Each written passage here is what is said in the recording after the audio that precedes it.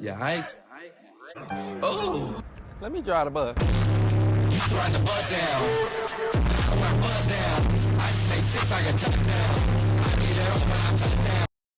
I didn't start riding the school bus until around the 8th grade, when my parents' schedule at work, made a little shift. And when I tell you the amount of chaos that I've seen for those times that I've ride the school bus, boy, it was chaotic. Now, I didn't get access to the full chaos until I got into high school. And I didn't have access to said chaos in the morning because my parents would drop me off at school at the butt crack of dawn of 6 o'clock. Because my dad had to go to work at like 7 or something, and he would drop me off at school at 6. And I'd just be sitting there lonely waiting for my friend Joe to come. Now, the times that I did ride the school bus in the afternoon and after school, Jesus Christ, the things I've seen on that school bus, bro. I was also asked out by a 19-year-old trans guy while I was 17 on the after school bus, but we'll get into that later. Today, we're gonna get into a couple of points as to why the bus was just absolute chaos. Now, like I said earlier, I didn't start riding the school bus until the 8th grade. My parents' work schedule got changed and, I had to take the school bus home. And at that time, I went to the same school with my cousin. So I would get off at his bus stop and then wait at his house until my mom comes to pick me up. But that changed in high school since I could walk home by myself. So I just got off the bus stop, talked with him a little, and just walked my ass home. Now, as everybody knows, there's 3 sections to the school bus. You have the front, the middle, and the hellhole known as the back of the bus, where all the degeneracy happens. At the beginning, I used to sit in the front or anywhere near my cousins would sit. And he would either sit in the middle or the back. Now, the front of the bus is where all the quiet kids decide to sit. Them's the people who just want to get on the bus, get off the bus, and go home. That's all they want. They want nothing to do with whatever random shit's happening in the back. I used to be one of those kids. But as my journey of taking the bus home continued, I slowly inched my way near the back of the bus to eventually where I was sitting in the middle. Now, the middle of the bus is where the nosy people sit. You sit in the middle section of the bus to either be nosy or if you're neutral in whatever random shit's happening. Now, if you sit in the middle, in closer to the back of the bus, that's where all the nosy people sit. They don't want to be involved, but they want to know what's happening. I was one of those people. Now, the back of the bus is the back of the bus. Everybody knows what the back of the bus is like and what chaos can be happening in the back of the bus. But I'm going to tell you guys some of the things that be happening in the back of the bus. Now, before I get to that, there is something that could put a stop to most of these, and it's the bus driver. Depending on your bus driver, the whole bus ride could either be absolute chaos or just a quiet bus ride home. And I don't think I've ever seen an in-between. And when you have a substitute bus driver, oh boy, that's when it gets fun. When you have a substitute bus driver, it's like hell itself decides to be unleashed onto the whole bus.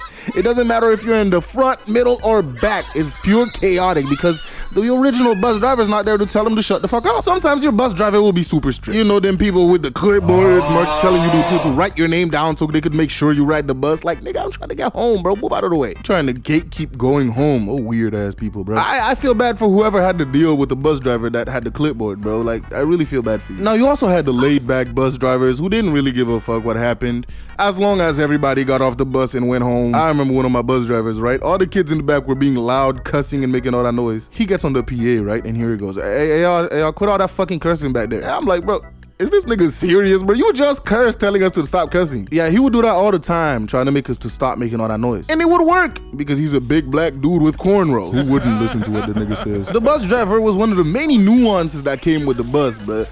Depending on the time you take the bus, you will get a completely different experience. I know damn well the morning bus wasn't the same as the regular school bus and then the after school bus. That's a whole different debacle. Now, the regular school bus, when the school ends, right? Now, that was chaotic. That's when all the fights happen, because the kids want to fight, and they don't want to fight on campus. So they get on the bus, on whoever's bus it is, and they get off at a bus stop and start bumping. But the after school bus, that was something else. That was the one I was more prominent with. Because I was in band, I was always taking the after school bus home. And the amount of things I've seen on that school bus when I was, oh my God, the amount of things that I've seen, bro. Because there's such a random combination of kids on that one bus. You have the nerdy kids that stayed after school to work on their homework or whatever random shit, right? Those kids sat in the front. And then you had the various other clubs that was in the school, bro. Basketball, football, track, band, theater, even theater, dude. All these kids were jumbled up into one bus. And you already know that meant chaos. The football players, basketball players, and soccer players, right? They'd come on the bus smelling like a hot pack of ass.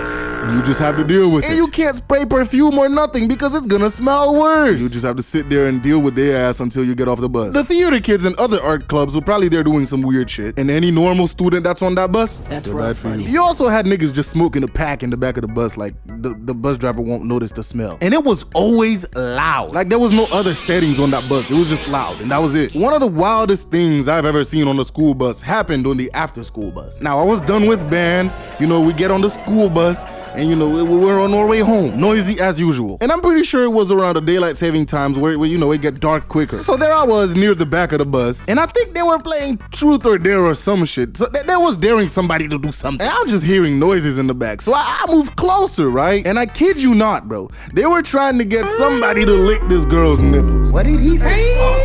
And it got worse from there. Wait. You thought that would be the worst of it? It got worse. I turned my ass around because I didn't want to be part of that, right? But then I hear more noise in the back and I'm like, God damn it, what the fuck is going on now? I went to look and Jesus Christ. Somebody was getting eaten out, bro.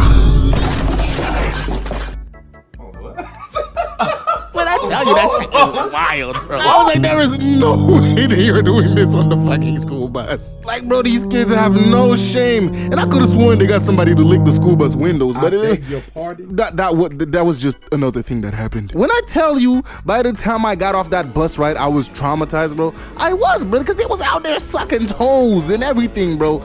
These dares that they were giving people were wild. I remember getting off that bus ride and just thinking, this has to be the climax, right? There's nothing worse that could happen to me while while riding the bus. If only I knew what came next. Now this next story was just baffling, bro. I don't even know how I got to that point, but it started off at school. Now I don't know if you remember me mentioning my friend Joe, but usually I'm walking around lunch with him and our little group of friends. Now, while walking around the school, we used to notice this dude, right? With a whole lot of burn marks, like, you know, a burn victim. But bro, when I tell you this dude looked like he did not belong in high school, bro, I really mean it. The dude looked like a grown-ass man. And we be joking about that. Not the burning part, but like the fact that this dude looked too grown to be in high school. Now, as I got off the bus one day, I noticed, hey, yo, this nigga rides the same bus as me. And then as I get off my bus stop, right?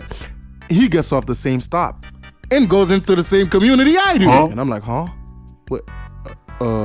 Okay. I didn't pay too much attention to it. And then one day I get off band practice. I get on the bus, and this time I was sitting in the front because I just wanted to go home, bro. After a hard-ass band practice, I just wanted to take my ass home and sleep and maybe eat some food. While I was sitting on the left side of the bus, I noticed he's sitting right across from me on the right side. I didn't pay attention to it. I was probably making beats on my phone or something. And then I noticed this man is showing me something on his phone. I look up, and the text that is written on that phone almost gave me a heart attack. The text said, hey. I looked at him awkwardly and was like, hi. He asked me for my name, right? I was like, yeah, my name is blank. And he was like, oh yeah, my name's, I don't even remember the dude's name. I thought he was just, you know, trying to be friendly to the guy, you know, that's sitting right across from him. And he started talking to me, telling me about how he's a transgendered female to male. I think it was after he escaped his burning house or something like that. Now, our conversation finished for a little minute. And then the next text that this man shows me on his phone almost sent my ass flying out the window of the school bus. When I tell you I was so fucking terrified, bro, I looked up and the text on his phone, and the text reads, I think you're cute. What? When I tell you I wanted to jump out the window, I was like, oh shit, I do not know where this is going, bro. This man talking about so I'm cute, bro. You 19, I'm like 17, bro. Wait, First of all, I'm in panicking mode. I don't know what to do. He talking about so he likes my personality. I wanted the bus ride to end so fast, bro. I didn't know what to do. He's trying to talk to me. I'm scrolling through my phone. I'm trying to find a picture of my best friend. I eventually found a picture of her and immediately showed him my phone. I'm like, yeah, this is my girlfriend. I'm in a relationship. I'm sorry. And weirdly enough, right after I said that, bro, like not even a minute later, we reached my bus stop. I got off the bus, bro, and I called my best friend. I was like, hey, yo, bro, you won't believe this.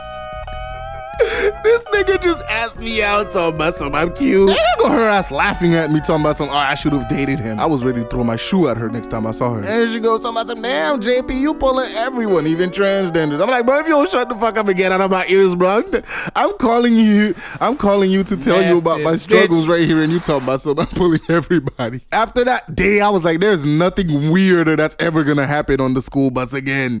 This has to be the peak, bro. And it was. I mean, after a couple more fights that that happened on the bus. But yeah, that was about it.